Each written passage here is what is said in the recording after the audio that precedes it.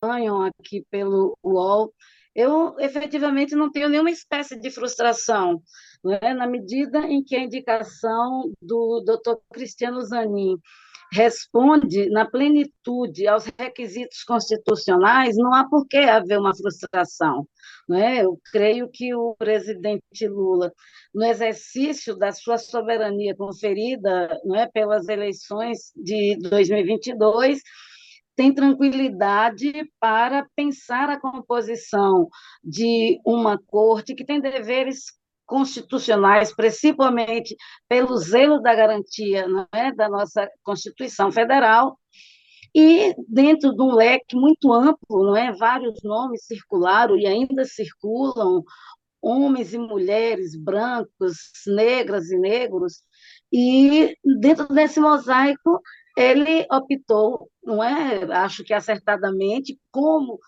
cidadã, como jurista, jurisdicionada, por óbvio que eu acredito no acerto da escolha do presidente. Então, não tenho, do ponto de vista pessoal, subjetivo, nenhuma espécie de frustração. Carla, A Carol, minha colega, é a pessoa do Supremo, mas eu vou começar com uma aqui. Boa noite, Carol. Boa noite, Vera. Na verdade, eu acho assim, a senhora fez elogios aí à indicação, mas a senhora não acha importante essa pauta da representatividade? A gente tem perguntado isso para o presidente Lula, ele não parece ter esse compromisso. Nós, mulheres, a gente não precisa desse espaço, ocupar esses espaços. A senhora não acha que a gente deveria, talvez nós, opinião pública e a senhora desse meio, fazer uma certa, digamos, pressão pela importância dessa representatividade? Olha, eu efetivamente, do ponto de vista objetivo, nenhum reparo. Na qualidade de cidadã, de jurista negra, naturalmente eu tenho todo o interesse e participo de algumas mobilizações que defendem a ampliação do assento de mulheres no Supremo Tribunal Federal, na estrutura toda do Poder Judiciário, do sistema de justiça e, no específico, do STF, por óbvio que a gente tem uma expectativa de que a democracia inclusiva que a gente defende e que o presidente Lula também o faz, que venha a contemplar e a se refletir também na composição da nossa Corte Maior, do, na estrutura do Poder Judiciário. Então, essa é uma expectativa que se tem.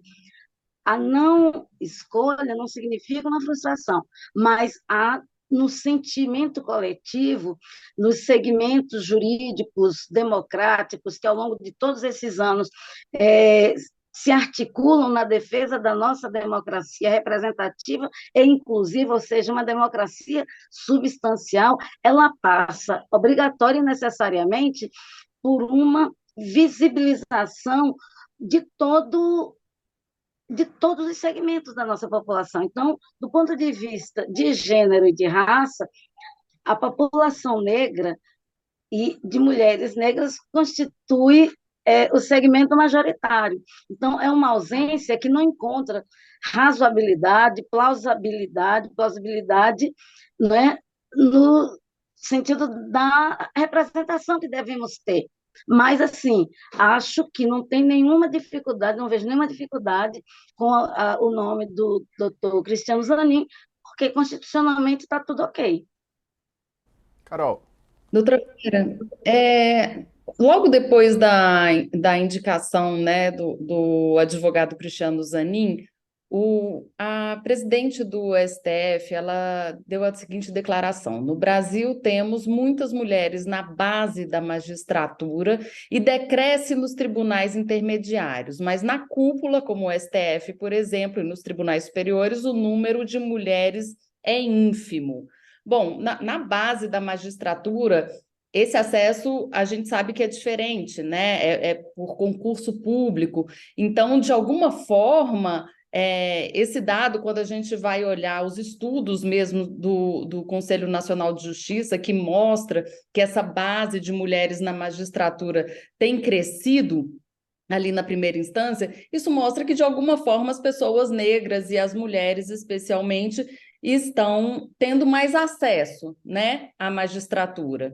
Agora, se a gente olhar, então, com esse recorte de tribunais superiores, que muitas vezes a promoção é por merecimento, né, que são outros tipos de critério que não são a antiguidade, e agora nesse recorte do Tribunal Superior, que tem ainda essa peculiaridade de ser uma escolha pessoal do presidente da República, a gente vê que essa representatividade ela some.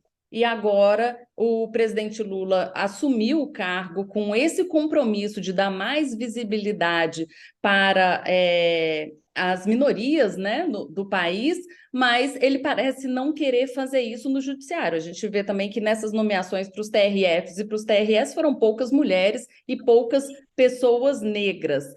Na opinião da senhora, porque também o fato de ser mulher, o fato de ser negra, não necessariamente significa que a pessoa esteja comprometida com uma pauta progressista.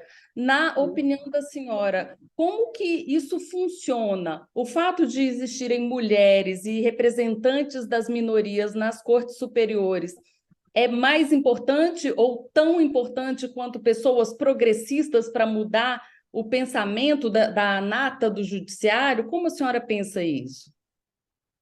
Carolina, obrigada pela provocação, porque nos permite dizer o seguinte: primeiro, a gente vive um país que não abre mão de ser racista.